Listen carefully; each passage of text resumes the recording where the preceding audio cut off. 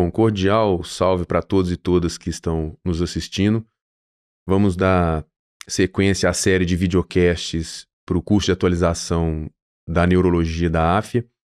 E hoje eu estou aqui com a doutora Tarsila Marinho Cipiciani.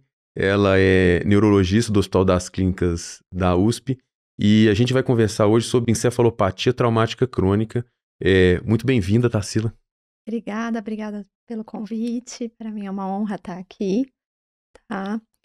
E, bom, esse é um tema que eu gosto bastante, é a minha área de doutorado e que eu sigo no HC, o ambulatório.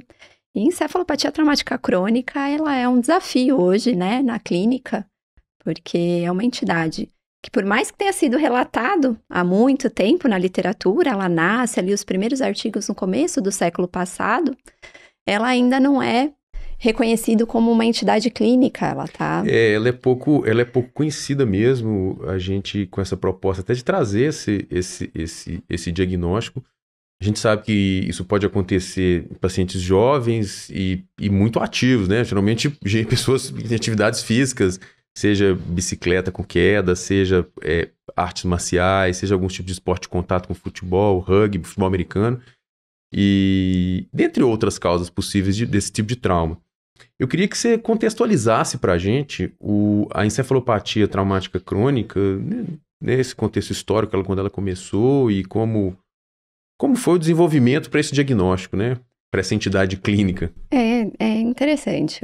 Eu acho que só uma observação, né, que você traz, que é algo que está relacionado a coisas tão comuns e corriqueiras do nosso dia a dia, bicicleta, futebol, mas a ressalva de que é um impacto de uma força intensa, então é para atletas de alta performance e de uma constância, de uma exposição a esses traumas de uma forma muito mais intensa do que só o recreativo, já pra gente acalmar a gente acalmar quem tá todo mundo. assistindo. Quer dizer, você precisa de ter o trauma, ele tem que ser repetido, tem que ter várias concussões, várias vezes. Ou precisa de necessariamente ter a concussão, ou só o trauma já... Só o trauma, só a exposição, sem nunca ter tido uma clínica em função desses impactos na cabeça.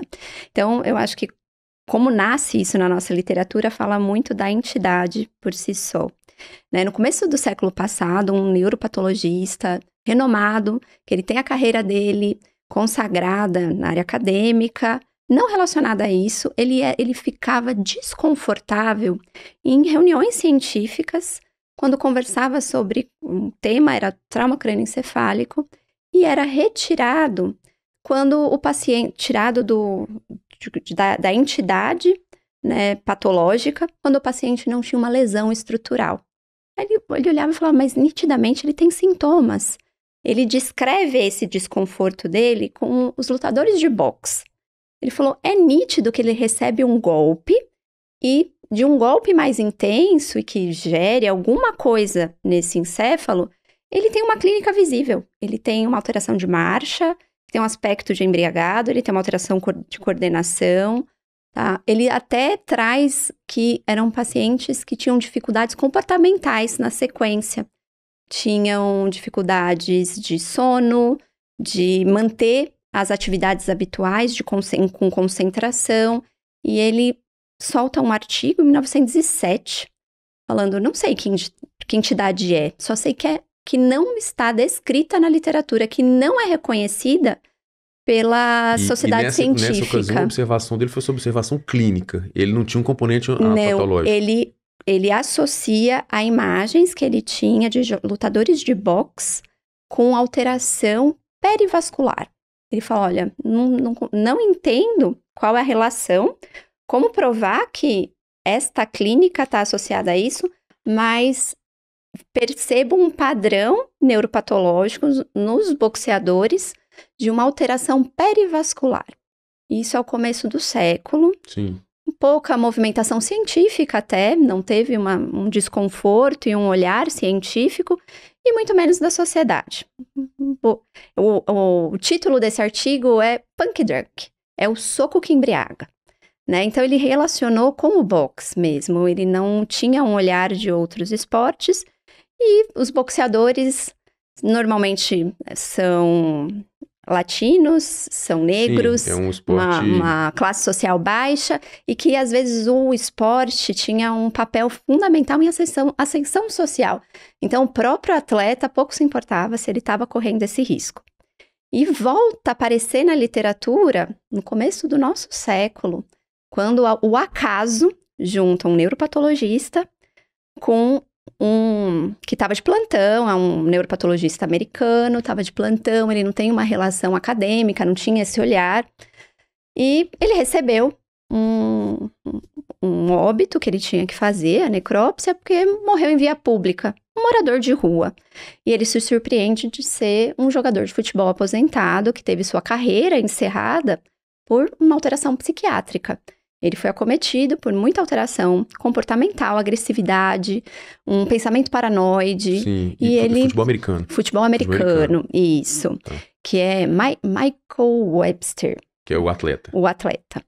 E ele tem até um filme que conta a história dele. E isso, no filme, mostra que ele morava num carro na rua. Ele teve um mal súbito, ele chega para o plantão do O'Malley, que hoje é conhecido, porque ele foi o primeiro a publicar essa entidade relacionada ao futebol americano, e aí ele discute que ele encontra essa mesma alteração perivascular lá no começo do século passado, descrito pelo Martin, e ele fala, olha, não é com o boxe, e pode ser que não seja com o futebol. E aí ele nomeia como encefalopatia traumática crônica. Aí tem uma reviravolta social, né? Mexe com o esporte que... eu fico pensando, você falando isso tudo, eu ainda fico pensando assim, que o futebol americano, ele tem esse a gente vê, né? E essa preocupação com os atletas de traumas múltiplos, o boxe também... E hoje tem uma explosão dessas competições de luta marcial aí, onde os atletas o tempo todo eles estão... Quer dizer, a luta só acaba quando alguém desmaia, né? Isso. A luta só acaba quando alguém desmaia. E a gente vê que as lutas são muito violentas, tem muito trauma, né? Para esses atletas. E apesar da gente...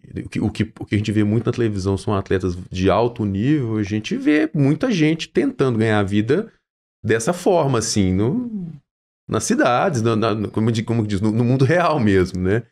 E isso acaba sendo uma preocupação mesmo e uma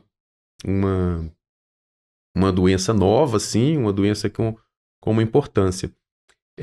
Do ponto de vista de fisiopatologia da encefalopatia traumática crônica, você já falou que tem muito alteração perivascular, né? E o que acontece? É degeneração, é proteína tal? O que acontece? O olhar inicial existe um padrão.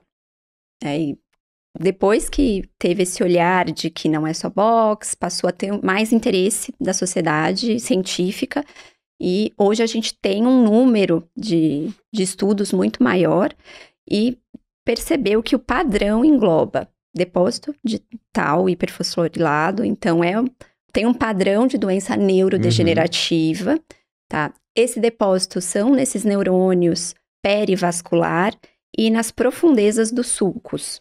A distribuição é irregular. Ela não tem um padrão que nem doença de Alzheimer começa e faz uma cascata. Provavelmente depende muito da quantidade de golpes, dos tipos de golpes que esse paciente sofreu. Tá? Mas o padrão segue o mesmo. A alteração macroscópica, é atrofia global, tem a abertura ali da fenda que divide os dois ventrículos, fica sulcado, abre um espaço, um rompimento da membrana ali, é muito comum, isso está presente, e essa é uma alteração que acontece de uma forma precoce, às vezes ainda não tem uma atrofia. Às vezes não tem, e às vezes não tem quadro clínico também ou não? Não, porque você precisa ter o quadro clínico para você colocar ele como N, né? Isso, exatamente. Entendi. Como hoje ainda tem estudos muito mais do que o século passado, mas ainda a gente não tem uma epidemiologia muito bem descrita, a gente não tem o grupo, não tem um número de pacientes que a gente vai acompanhando até ainda. Seria interessante a gente tivesse um número, um paciente, conseguisse prever o paciente que vai desenvolver isso, quer dizer, esse cara aqui ele não pode jogar futebol mais, esse aqui não pode... Esse já está na hora de parar. Você teria porque também você chamar essas pessoas para parar de competir. Essa é a resistência de conseguir fazer os estudos.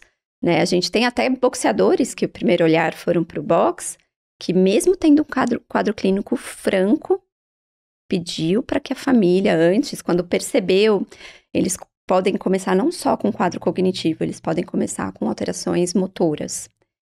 Esse paciente começou com alteração motora, ele já negou, ele já falou para a família, não é para doar o meu cérebro, eu quero preservar o meu esporte.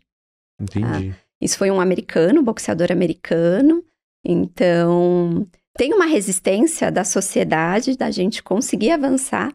Entendi, é uma doença que é um patinho feio, assim, né? Porque de repente você toma um diagnóstico, né, uma determinado atleta entende que ele tem um alto risco para aquilo ali, ele vai ser cortado, né? Aí você imagina que pode ser o melhor atleta do time.